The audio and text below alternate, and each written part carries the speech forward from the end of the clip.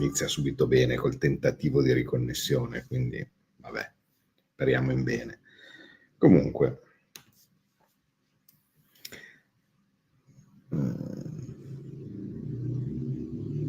vi ricordate quando vi avevo fatto l'ultima diretta dove dicevo che vedevo buone prospettive? Eccolo qua. Alla fine ormai, dopo un po' di tempo in politica, le cose si percepiscono e la conseguenza di determinate situazioni provoca, mi verrebbe da dire, è quasi autoavverante, no? Voi immaginate un Partito Democratico che pensava con l'aiuto della solita magistratura di avere risolto la questione Liguria e quindi di poter tentare con i soliti metodi, no? Un po' di dossieraggio qui, un po' di report là, un po' di procura qui, no? E similari, di ottenere il risultato di riuscire ad andare a governare, no? Ancora. L'unica possibilità che avevano era quella, a questo punto della legislatura, non riuscendo a trovare un accordo, non riuscendo a trovare un'idea alternativa, essendo dalla parte sbagliata del vento anche in Unione Europea, no? Similari, perché ogni elezione lo vedete che i partiti sovranisti, quelli del meno Europa, tendono a prendere sempre più forza. Allora a quel punto bisognava riuscire, e l'occasione d'oro era prima di Trump, mi verrebbe da dire, di dare quella che una volta forse si chiamava la spallata, no? Cioè riuscire in qualche maniera a vincere in un certo tipo, in un certo modo, in modo tale da aggregare poi dopo gli alleati e così via, con cui non hanno assolutamente nulla in comune, se non sembrare che si tratti del treno vincente, e a quel punto riuscire in qualche maniera a presentarsi forti per o andare a rivotare o far cadere o disgregare il centrodestra o in generale arrivare all'appuntamento delle prossime elezioni che sono fondamentali, perché a quel punto voi capite, si elegge il Presidente della Repubblica, si elegge tutta la quindi eleggendo il Presidente della Repubblica si stabilisce una maggioranza alla Corte Costituzionale. Non sto a spiegarvi l'importanza di quella che sarà, come vi ho detto tante volte, la legislatura di attacco, perché dovrebbe essere evidente quanto è importante. Poi succedono prima le cose, siamo contentissimi, ma se in qualche maniera vogliamo essere pronti invece a giocare in difesa, invece a fare la solita legislatura in difesa, per poter fare finalmente la famosa legislatura d'attacco, bisogna aver presidiato alcune cose e soprattutto bisogna riuscire in qualche maniera a controllare non soltanto il palazzo del governo, il Parlamento, che sappiamo è soltanto una parte del puzzle, ma bisogna mettere a frutto questo vantaggio. Quindi l'idea era semplice, si usa tutto quello che si ha, quindi la procura, la stessa dei 49 milioni, cioè tanto per intendersi, i dossieraggi, report, gli facciamo fare servizio a urne aperte, e a quel punto in qualche maniera vediamo di farcela.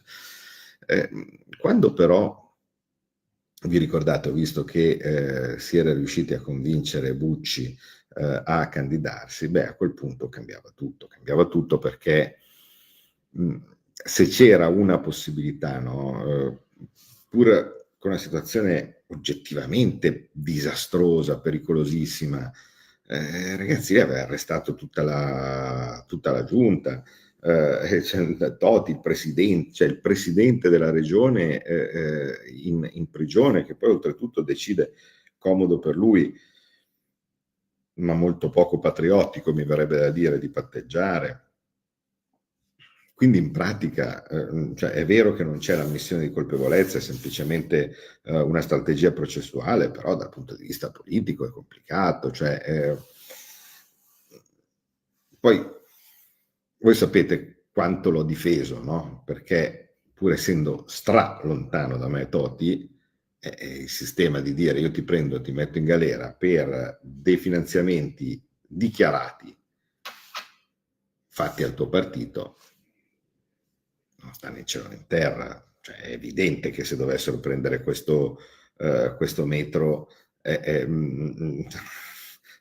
non ho idea dove andavano a finire tutti quelli del PD, tutti i vari Renzi, Emiliano, Toscana, Emilia, no? E così di questo tipo. De Luca. Cioè, per cui, insomma, non potevo che essere solidale, no? Indipendentemente dalla lontananza politica. In questa situazione disastrosa, quindi in questo sforzo, no, per cercare di prendere e sistemare tutti, alla fine si convince Bucci a scendere in campo ed è l'unica cosa che poteva dare la vittoria. Ma attenzione, è bastato far credere che si potesse arrivare a dare la vittoria per conseguirla, perché avete visto cosa è successo. Non appena è caduta diciamo, la speranza, no? O quantomeno è venuta meno la certezza di riuscire a portare a casa qualche risultato, hanno cominciato a sfaldarsi. Ha cominciato Renzi non a essere allontanato dalla coalizione, no? Perché ma così facendo io non sto con Renzi perché vedrai che è meglio. Non sto con Renzi e vedrai che è meglio. A quel punto il 5 Stelle cominciano a litigare fra di loro in modo tale che nella Liguria di Beppe Grillo Conte va a sfrattarlo.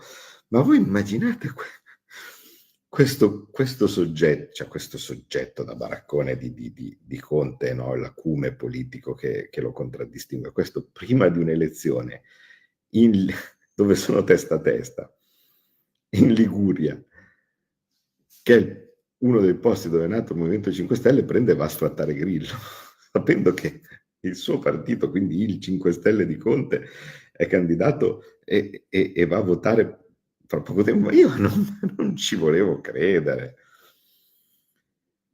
Questo succede semplicemente perché viene a mancare la fiducia, no? Cioè a un certo punto questi dicono, vabbè, tanto qua finisce che perdiamo, e alla fine perdono, ma autoperdono. Avete visto poi che la distanza cos'era? Ma se non facevano queste due cretinate, ma forse vincevano, forse, non lo so, non possiamo sapere. Però è un fatto che in realtà quello che era congegnato per facciamo la spallata, vale a dire vinciamo la Liguria, vinciamo l'Emilia, vinciamo l'Umbria, a questo punto facciamo il famoso 3-0, se siamo riusciti a fare tutto il casino che siamo riusciti a fare con la Sardegna per delle beghe interne, perché loro non hanno vinto assolutamente nulla, cioè siamo centrodestra che è riuscito ad autoperdersela quell'elezione lì, cambia il vento, è finita, siamo a posto, si trionfa, bella ciao, no? E così di questo tipo. Quindi figurarsi che cosa riusciamo a fare invece se adesso vinciamo tutte le 3 regioni che vanno al voto. A questo punto le cose appunto si autoalimentano, i 5 Stelle capiscono che il loro destino politico è soltanto venire a portarci l'acqua con le orecchie e stanno zitti perché così facendo gli si dà l'ambita poltroncina. Quelli della sinistra estrema capiscono anche loro che se vogliono candidare un altro Soumahoro, un altro fenomeno da baraccone come quelli che spesso candidano, devono mettersi anche loro a portarci l'acqua con le orecchie dall'altra parte. E vedi che tutto funziona e a quel punto poi si arriva belli come sole ai prossimi appuntamenti regionali dove il centrodestra deve giocare in difesa perché chissà che cosa, poi si arriva alle elezioni e magari riusciamo a strappare, se non cadono prima, perché a quel punto il centrodestra nel panico e cose di questo tipo, riusciamo a strappare le elezioni e si chiude questa infelice parentesi, no, di un governo che non sia un governo con dentro il Partito Democratico, no? Perché non può essere così. Cioè, hanno troppa fame bestiale di potere, hanno troppa fame bestiale di poltrone, di soldi, di possibilità di gestire tutto il sottogoverno. C'è della gente che aspetta conti, e questa gente che aspetta conti, ma, ma noi li abbiamo visti, oggi hanno fatto vedere. Questo simpatico soggetto che diceva li voglio tutte e due qua in ginocchio, se no vi ammazzo, io vado lì e ti ammazzo, devono venire qua in ginocchio da me a chiedermi scusa subito, no? Cioè gridando, in modo tale che poi l'hanno filmato il capo di gabinetto dell'incompetente Gualtieri. Cioè, una volta viste queste scene da Gomorra, normalmente, insomma, se fosse stato del centrodestra noi non l'avremmo mai più visto, no? Invece no, ecco, un attimino lo teniamo un po' da parte, ce lo riprendiamo. Perché ce lo riprendiamo? Perché questa gente che ha fatto il capo di gabinetto, che ha fatto le cose, non possono stare senza lavorare, hanno bisogno dei posti, hanno bisogno di ritornare perché avranno delle cambiali da riscuotere, se no, altrimenti cosa li mette in ginocchio a fare? Cambiare politica. E a quel punto si abbassa l'acqua, e quanto più si abbassa l'acqua e quanto più diventa complicato per loro spiegarsi con delle persone a cui evidentemente hanno fatto delle promesse. Quindi tutto tornava per loro, era l'ultima possibilità, pur non essendo d'accordo in niente all'interno del Parlamento, ma sappiamo che i parlamentari non contano nulla, cioè il potere del PD non sono cioè il PD non è il parlamentare, cioè i parlamentari magari sono anche delle brave persone, non è certo Boccia piuttosto che Mici, cioè capite? I parlamentari non sono il PD è l'apparato, il PD sono intanto non so, fuori mi sta atterrando uno SpaceX di Musk fuori dalla finestra, vabbè, se sentite casino è perché il booster sta atterrando qui. E quindi, essendo che il PD non è il Parlamento, questo cercate di capirlo, il PD è l'apparato, il PD sono tutti i palazzi, il PD sono i sindacati, il PD sono queste legioni di cose, in qualche maniera doveva venirne fuori. E invece non è venuto fuori.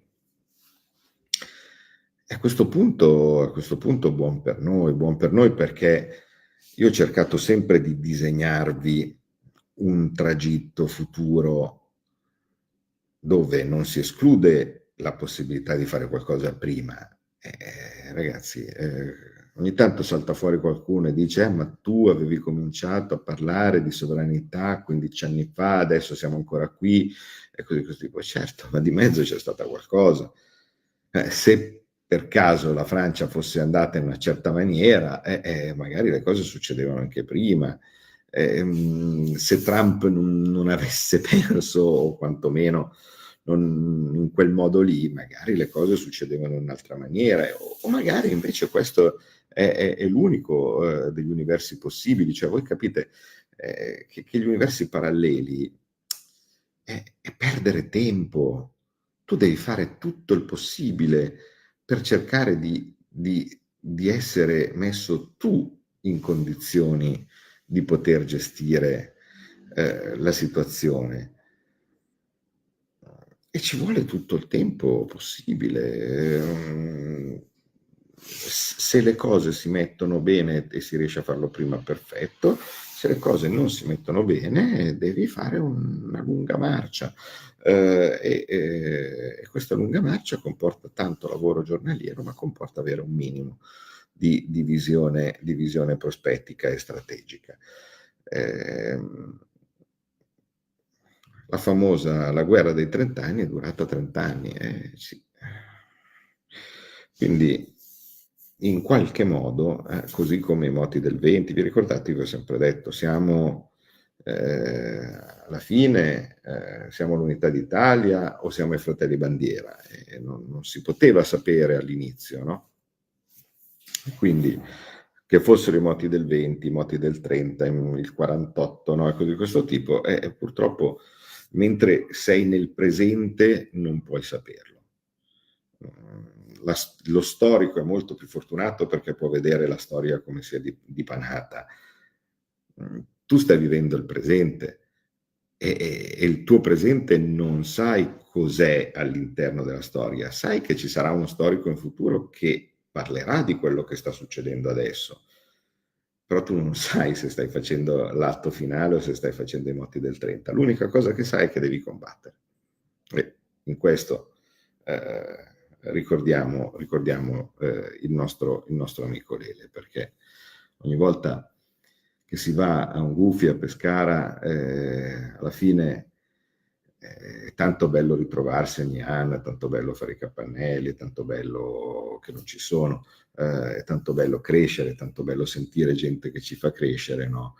E da qualche parte conviene sempre magari ricordare, e lo facciamo sempre, i nostri amici che non ci sono più, da Antonio Triolo, a Lega Esteri, appunto a Emanuele, che però non ci sono più, ma ci hanno lasciato sempre degli insegnamenti importanti, no? E quello di Lele, così breve, così preciso, alla fine racchiude tutto: combattere, così semplice. Tu questo è quello che devi fare ogni giorno.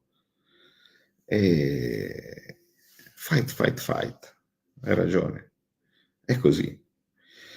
Non ci sono segreti, non ci sono scorciatoie, cioè tu ti svegli la mattina e devi combattere. Poi dopo, prima o poi arriverà la vittoria, non puoi saperlo subito.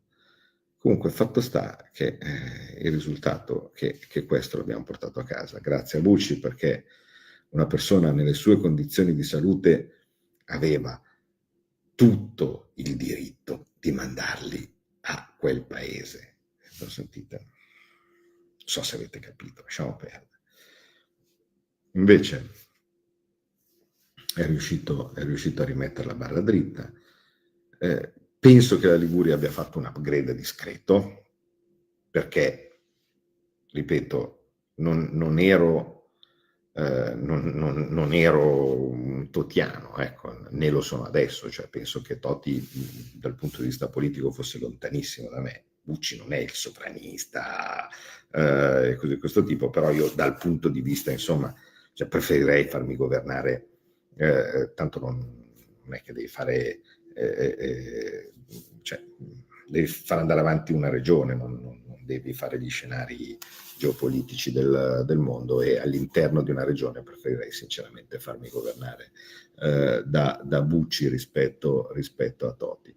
E credo che Bucci sia più bravo di me a governare una regione. Io non ho idea se sarei in grado, no? Cioè, indipendentemente dalle visioni su cosa deve essere il futuro del nostro paese, dell'economia o cose di questo tipo. Quindi bene così per la Liguria. Penso che avete fatto una scelta giusta. Qui adesso sta arrivando un altro SpaceX e vabbè. Comunque, il punto è, questo era l'ostacolo principale. Ora i dossieraggi stanno venendo scoperti. In Liguria abbiamo vinto.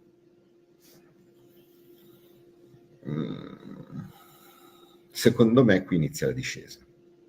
Inizia la discesa che ci porterà vertiginosamente verso quello che, se non succede niente prima, sarà l'appuntamento più importante della nostra vita, credo, che saranno le elezioni, politicamente parlando, e saranno le elezioni del 27. Spero che non sia un missile israeliano. Comunque, perché SpaceX almeno atterra giù così, missile israeliano. Quindi, no, ecco, facciamo Italia grande ancora. Potrebbe essere un interessante acronimo, ma secondo me potrebbe anche non essere meglio. Quindi, dal mio punto di vista, potrebbe essere una discesa se riusciamo a fare quello che al momento nessuno è riuscito a fare, cioè vale a dire confermare un governo politico, se riusciamo a mandare giù tutti i rospi delle varie leggi di bilancio, la legge di bilancio è fatta male, ma ci sono i 20 euro del canone di televisione, ma c'è quella, ma ci sono le auto aziendali, ma sì, ma lo so che sono fatte, che è fatta male la legge di bilancio, perché se in questo momento, essendo che siamo in legislatura di difesa, abbiamo deciso che vogliamo giocare a fare i primi della classe, quindi invece di fare la rivoluzione, invece di ribaltare il tavolo, quello significa fare la legislatura d'attacco, prendiamo e facciamo vedere che siamo più bravi degli altri, approfittando del fatto che c'è un momento in cui la Francia e la Germania sono deboli. Ragazzi, sono scelte, cioè la Presidente ha scelto che si fa così, si sopporta, non so come dire, per cambiare le cose, per fottercene dello 0,5, dello 2, del miliardino in più, del miliardino in meno, del taglietto e cose di questo tipo, bisogna fare giocare in attacco. In questo momento la decisione del Premier è di non farlo. L'idea strategica è: noi facciamo vedere di essere, già che siamo bravi, facciamo vedere di essere bravissimi, intanto gli altri fanno casino, a questo punto noi ci presentiamo come strabravi, le società di rating ci abbassano cioè ci migliorano il giudizio, lo spread scende, tutti vogliono i nostri titoli perché improvvisamente diventiamo meno casinisti dei francesi, a questo punto risparmiamo sui tassi di interesse, risparmiando sui tassi di interesse l'anno prossimo avremo più da spendere rispetto a quello che il patto di stabilità invece ci consentirebbe, quindi andiamo avanti lisci fino alla fine della legislatura. Alla fine della legislatura, quando le regole di questo piano settennale poi diventano intollerabili, e a quel punto magari avremo la forza di cambiarle, e perché possiamo fare la legislatura d'attacco. Giusto? Sbagliato? Non lo so. Però al momento siamo così, comanda lei, e si esegue. Cioè, ma certo che è un gioco fastidioso, perché a un certo punto tu hai il governo, no, che nelle persone di Maurizio Leo prende, tira fuori dei provvedimenti, non li comunica a nessuno, arrivano in Parlamento che il Parlamento non ha visto niente. Allora poi abbiamo Tajani che dice: oh, ma io sono contrario, cioè, ma dove eri? Cioè, nel Consiglio dei Ministri quando questa roba qua vi è stata presentata. Amico mio,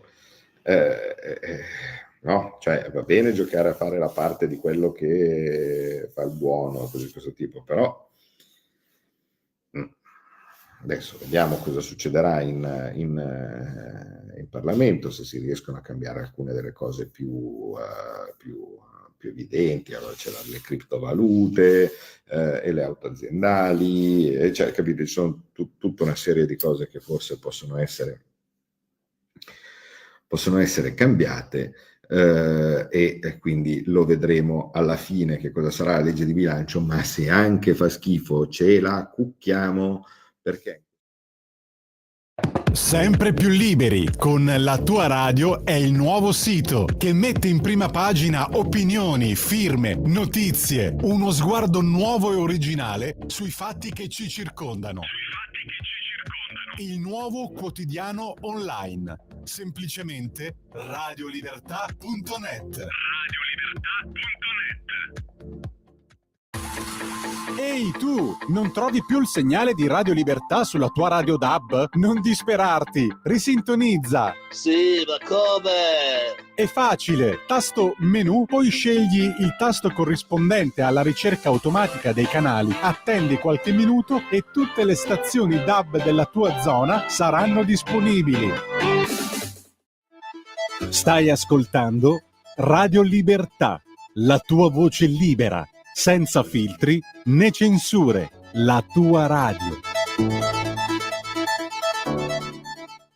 tenendo il fiato, col sorriso sulle labbra, fino alla fine del periodo. Una volta che arriviamo alla fine del periodo e pronti per scavallare la prossima legislatura, e ricordate che questa legislatura vi posso anticipare con la sfera di cristallo che finirà in anticipo, perché invece di scadere a settembre scadrà prima,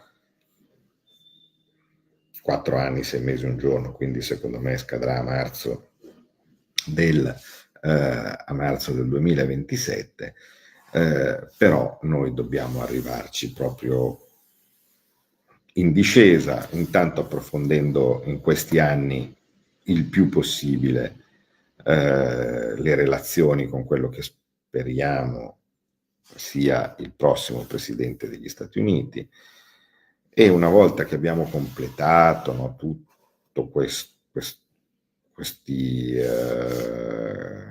2 anni, diciamo così, che ci saranno di preparazione, a quel punto si va sul campo di battaglia. Succedono prima le cose, meglio. Non succedono, quello è il nostro orizzonte. Si va sul campo di battaglia, poi dopo si deve vincere, e se si riesce a fare il miracolo di confermare per 2 legislature un governo politico, a quel punto significa che tutto quello che è saltato sulla base di quei maledetti 24.000 voti che avrebbero consentito a Berlusconi di farlo con 20 anni d'anticipo, questo tentativo, invece non è andata così. Vi ricordate, no, come era andato? Cioè Berlusconi nel 2008 va al governo, lì l'hanno fatto saltare con lo spread, ma tutto il casino, perché Berlusconi c'è tornato nel 2008? No? Perché nel di mezzo c'era stata la parentesi Prodi. Cioè, nel 2006 Berlusconi arriva alle elezioni dopo 5 anni di governo e per 24.000 voti non viene confermato. Sono bastati quei 2 anni di Prodi al governo con un Parlamento non gestibile, andavano i senatori a vita col pannolone, così di questo tipo, per eleggere il Presidente della Repubblica, per far scattare tutto, no, l'armamentario per riuscire a stare al potere in ogni caso. Quindi quel 2006 è stato quello che ha resettato l'orologio. Quindi noi abbiamo il ventennio, no? Quindi dal 2006 al 2026 dell'essere sotto tutela. Questo essere sotto tutela però ha fatto nascere il virgolette sovranismo, perché io senza quella rabbia che avevo provato nel 2006 per quei 24.000 voti, per non sarei mai entrato in politica, facevo tutt'altro. Quindi vedete come alla fine le cose nascono dalle situazioni e poi alla fine si ricreano in un disegno che alla fine lo storico lo racconterà, ma tutto torna. L'ingiustizia del 2006 fa nascere gli anticorpi, nascono nuove figure politiche che vengono motivate a farlo perché sennò altrimenti non lo erano. Si lavora per cambiare la mentalità delle persone, questa mentalità mette semi, mette frutti, e alla fine le cose, capite? Quindi noi in questo momento abbiamo questo ventennio che io chiamerei il ventennio del sovranismo, ma il ventennio del sovranismo nasce perché è un ventennio dell'essere sotto tutela dal potere del PD. E non a caso questo ventennio va a finire nel 26 e a quel punto quello che non era mai riuscito all'epoca al centrodestra, vale a dire riuscire ad avere la tempistica, il potere sufficiente per poter eleggere il Presidente della Repubblica e quindi la Corte Costituzionale e quindi potrebbe essere il miracolo e riusciamo a farlo. Altre strade, se non c'è un intervento esterno, non mi vengono in mente. Quindi le proveranno tutte, ma abbiamo visto E questo è il messaggio che vi voglio dare, e questo è il messaggio importante della Liguria, che se anche le provano tutte, può essere che non funziona. Qui in Liguria, proprio per riuscire a smontare questo tipo di deriva, le hanno provate tutte. E alla fine non è andata. Alla fine abbiamo rivinto noi. Di mezzo abbiamo visto che ci sono stati anche, nonostante l'importanza del momento, cioè io veramente quando ho visto che ancora mi vedevo in mezzo alle balle Toscano col partitino per cercare di far vincere il PD, perché a che altro può servire un partito che è chiaro che avrebbe preso lo 0, l'1, preso il 2, ma di certo non poteva vincere, non poteva fare niente. L'unica cosa che poteva fare era cercare di far vincere il PD togliendoci voti, l'unica.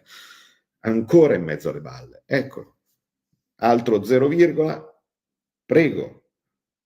Però se non l'avete capito adesso cosa serve quello lì, io veramente non so più cosa fare. Giuro. Basta, cioè nel senso, più evidente di questo. Voi immaginate se fossero cambiati, avete visto quanti poco sono stati i voti, Cioè se alla fine fosse stato che vinceva il PD per quel fenomeno, cosa gli facevamo come ringraziamento? Ma tanto sono tutti uguali. Ma tanto sono tutti uguali, un cazzo. C'è una strada da seguire. E non sono tutti uguali. C'è una strada da seguire, c'è un obiettivo da perseguire. Noi lo stiamo guardando, noi lo stiamo spiegando. Che pazienza che ci vuole. Velleitario fa rima con avversario. Paolo Docet. Quindi è andata. C'è stato un momento dove c'è stato una piccola paura che forse non funzionasse. Alla fine poi invece è stato tutto il tempo a fare i conti sulle province, sulle città, sui comuni. Alla fine è andata. Sono molto contento, sono contento di avervi rivisto al Gufi. Questa è una data importante per la nostra strada di liberazione. L'obiettivo ce l'abbiamo ben chiaro, l'analisi economica è perfetta, ma voi, chiudo veramente con questo, chi è stato al Gufi e chi non c'è stato se lo riguardi sullo streaming che è stato fatto molto bene come riprese quest'anno e tutto. Alberto è stato bravissimo nell'organizzazione, perché voi sapete perfettamente che se fosse per me non ci sarebbe neanche la G del Gufi. Questo è lui che con la sua insistenza prende e organizza. Io non sono in grado di organizzare niente, non farei neanche una festa di compleanno. Ci pensa già mia moglie per organizzare le cose, qua in casa io no. Però il livello di analisi che abbiamo, pur noi essendo in maggioranza, in questo momento non viene portato all'interno del governo, se non per quella gente che ci guarda. Perché? Perché è un altro mestiere che sta facendo in questo momento il governo. Il governo sta giocando in difesa. E quindi, sai, per giocare in difesa basta poco. Ma il livello d'analisi che abbiamo, quando decideremo di giocare in attacco, amici miei, ma rischiamo davvero di fare la storia.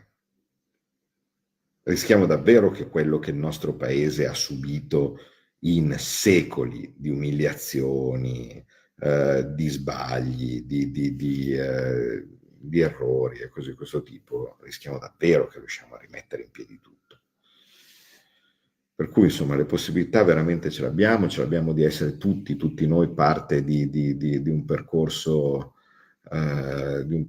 eroico quando verranno raccontate queste cose. Però ricordate che la storia poi la scrivono i vincitori, quindi se noi vogliamo avere una parte di una storia di riscatto del nostro paese, la risposta per tutti è sempre solo una: combattere.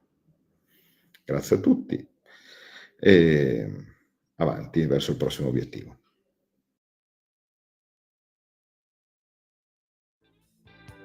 Avete ascoltato